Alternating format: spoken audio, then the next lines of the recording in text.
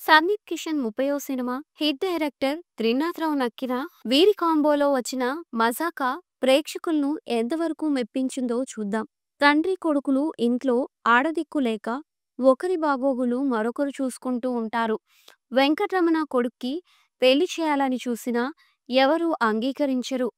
అలానే తనకెవరైనా మళ్ళీ పెళ్లి చేయమంటారా అని ఊహించని సమయంలో యశోదాతో ప్రేమలో పడిపోతాడు. మరోవైపు కృష్ణ తనకంటూ ఓ ప్రేమ కథ నడిపిస్తాడు. తండ్రి కొడుకులిద్దరూ ఒకేసారి ప్రేమలో పడితే ఏం జరుగుతోంది?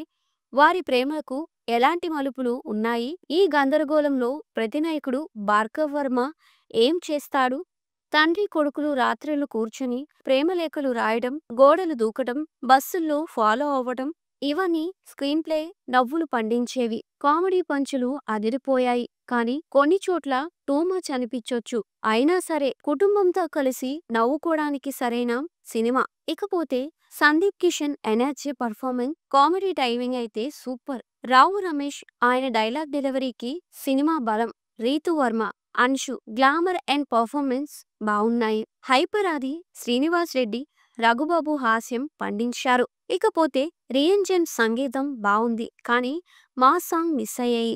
Nizar షాఫీ cinematography, colourful visuals. Trinatha Rao నక్కిన దర్శకత్వం. కామెడీ సినిమాల్లో స్పెషలిస్ట్, కానీ కథలో కొత్తదనం తగ్గింది.